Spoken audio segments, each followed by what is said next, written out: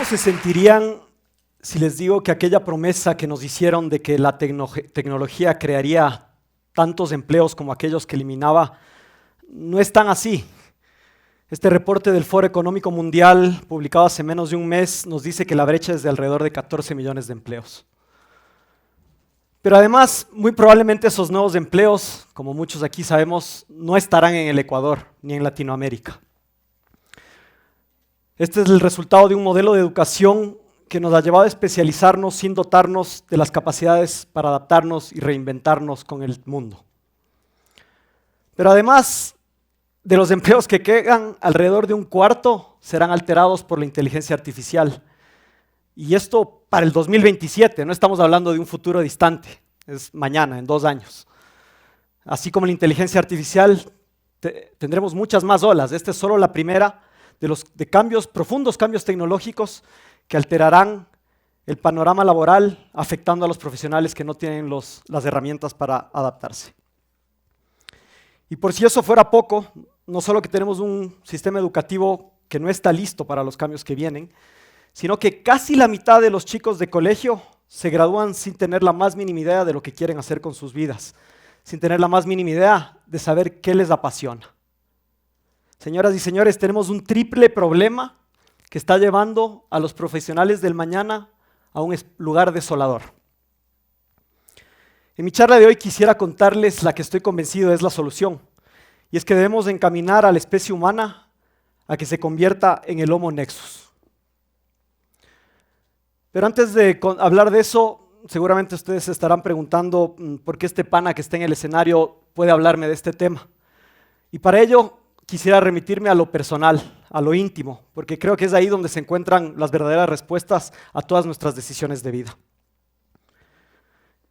En esta foto está mi abuelo, Carlos Larriategui Mendieta, miembro fundador de esta universidad, allá por el año 1995, cuando se tomaba esta foto, que con un grupo de educadores, viendo la grave crisis de la educación superior que vivía el Ecuador en aquel entonces, decidió proponer una idea, un proyecto educativo para la gran clase media que emergía en el país en aquel entonces.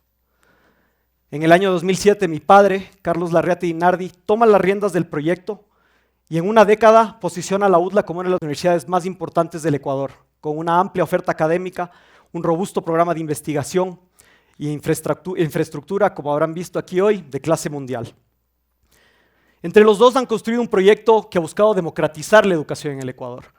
Hoy la UDLA tiene 18,000 estudiantes, de los cuales un 40% es la primera generación de su familia en asistir a la universidad, un 30% viene de fuera de las grandes ciudades del Ecuador y un 70% recibe algún tipo de ayuda financiera. ¿Cómo da vueltas la vida?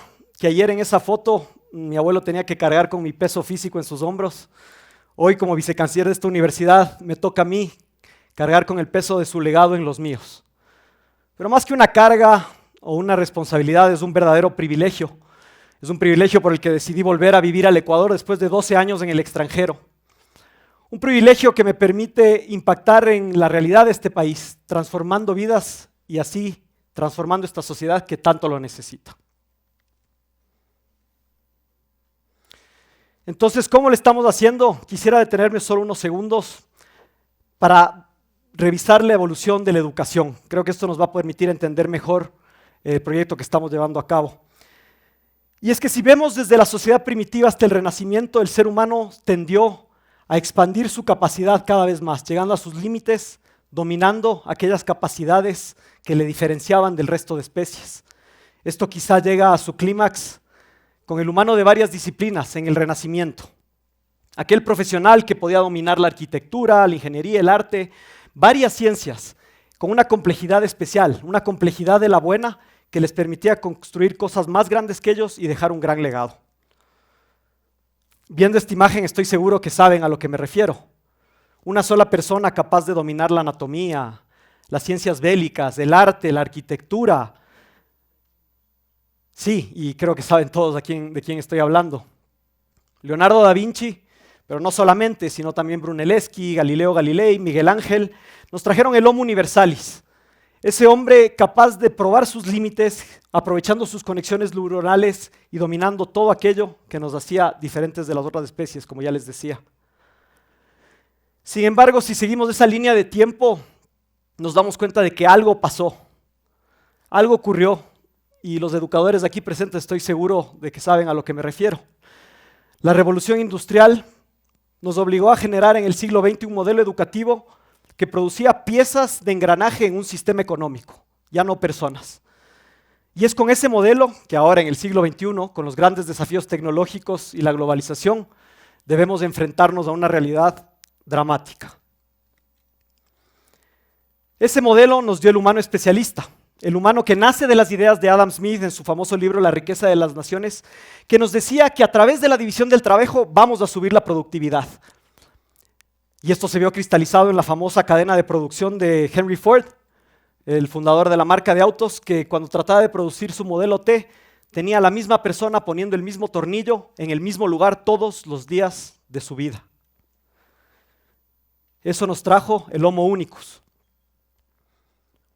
El hombre que se hiperespecializa, el hombre que repite una actividad una y otra vez, volviéndose una mera extensión de la máquina. Y eso, señoras y señores, es lo que tenemos hasta hoy. Esta foto de una planta de producción en Alemania nos demuestra que hemos mantenido ese modelo. Pero el problema es que no se quedó solo en las fábricas, sino que este modelo de hiperespecialización, de repetición, llegó a las más altas esferas del conocimiento y de la profesionalización. Estoy seguro que muchos de ustedes han leído este libro, publicado hace poco más de 10 años, que tenía como principal postulado el repetir por 10.000 horas seguidas la misma actividad para poder dominarla. Y no me malentiendan, no quiero despreciar el valor de la especialización. El problema es que pusimos eso como fin único, despreciando lo que nos volvía humanos, nuestra complejidad. Entonces, ante esa realidad, tenemos que hacer la pregunta, ¿qué debe cambiar? Como educadores, ¿qué debemos hacer para preparar a la raza humana para los profundos cambios que estamos viviendo? Esos cambios que nos van a permitir enfrentar el futuro. Y pues la realidad es que ni siquiera es del futuro. Aquí les presento rápidamente unas cifras de ese mismo reporte del que les hablaba. Este es un estudio de LinkedIn, hechos con cientos y miles de datos que ellos tienen, que nos dicen que ya hoy, ni siquiera ya hoy, hace un año, estas habilidades, las mal llamadas habilidades blandas, que a mí me gusta más bien llamarlas habilidades críticas, habilidades duraderas, están ya correlacionadas con un ascenso mucho más rápido en las empresas. Es decir, lo que nos hace humanos ya está haciendo una diferencia hoy. Y el reporte del que les hablaba al inicio, que tuve el privilegio de asistir a su presentación en China hace poco menos de un mes, nos dice que 70% de las empresas consideran el pensamiento analítico, algo que solo los humanos podemos hacer, como una habilidad crítica para sus colaboradores. Ese mismo reporte nos dice que estas 10 habilidades son las habilidades del futuro. Y si se fijan, en su gran mayoría, todas son habilidades críticas, todas son las mal llamadas habilidades blandas. De nuevo, aquellas habilidades que nos diferencian de la máquina, aquellas habilidades que nos hacen humanos. Entonces, ante esta realidad del triple problema del que les hablaba al inicio, y un modelo educativo que no está listo para responder a ese desafío, nuestra responsabilidad como educadores, y como nos hablaban al inicio, no solo educadores, sino una sociedad que debe educar, el sistema educativo del que nos hablaban los hermanos Crespo, es formar personas. Y aquí quiero hacer énfasis en la palabra personas, seres humanos, aquellos que tenemos la complejidad para tener creatividad, para tener pensamiento crítico, para tener emociones, para tener cariño, para reconocernos parte de un contexto. Y en el fondo eso es lo que estamos tratando de hacer aquí en la UDLA. Hace 2 años nos aliamos con Minerva Project, uno de los proyectos más ambiciosos de los Estados Unidos, la universidad más innovadora del mundo, para traer una metodología a nuestras aulas que permita poner al estudiante como protagonista, permitiéndoles desarrollar 32 habilidades duraderas que les den las herramientas para enfrentarse a esta realidad. Este es un modelo que ha sido implementado no solo en la UDLA, sino en las mejores universidades del mundo, como lo son Berkeley, Yale y otras. ¿Cómo lo hacemos? A través de una capacitación constante a nuestros docentes. Ya nos decía Dani la importancia de la capacitación. que les permita tener una metodología donde el estudiante, más de 3/4 de la lección, es un participante activo en clase. Es decir, dejamos atrás el modelo memorista del estudiante, que es solamente un receptor, es un participante activo. Hacemos esto con pequeñas pausas de reflexión constante a lo largo de la lección que nos permita digerir el aprendizaje. Todo esto en un contexto de un aula invertida, basado en los principios de la ciencia del aprendizaje. Con ello hemos producido 4 materias que toman todos los graduados de la UDLA, médicos, ingenieros, abogados, doctores, todos pasan por este programa muy riguroso que busca producir ciudadanos, seres humanos. ¿Y cuáles son los resultados? Pues los números que ven en pantalla, que son números que la verdad sí estoy súper orgulloso.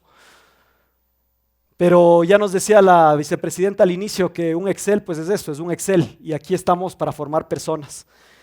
Entonces lo que hemos buscado hacer es que esos casi 10,000 estudiantes realmente se conviertan en ciudadanos, en personas que tengan estas herramientas que ya que les permita despegarse de su profesión, dejar de depender de ese camino único, especialista que nos trajo los problemas que vimos al inicio. ¿Y qué nos da eso? Pues lo mejor del Homo Universalis, ¿verdad? La capacidad de poder ver diferentes ciencias sin perder esa capacidad de profundización que tenía el Homo Unicus. Pero todo esto, la goma que pega todo esto son esas habilidades duraderas. Esas habilidades que nos permiten generar conexiones entre las ideas. Esas habilidades que nos permiten reflexionar, entender, tener curiosidad. Pero sobre todo, y a mí me encanta enfatizar esto, reconocernos parte de un entorno al que nos debemos y en el cual debemos trabajar. Eso nos trae el Homo Nexus, que es esta especie o siguiente fase evolutiva del hombre, que mencioné al inicio, que rescata lo mejor de quienes vinieron antes que nosotros, pero sin perder aquello que nos hace único, aquello que nos diferencia de la máquina. Sin embargo, todo esto que les he contado no es más que la base, no es más que el punto de partida, no es más que nuestra responsabilidad como educadores.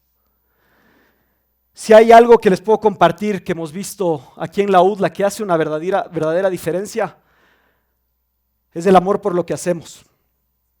Y es que, viendo este cuadro de mi abuelo,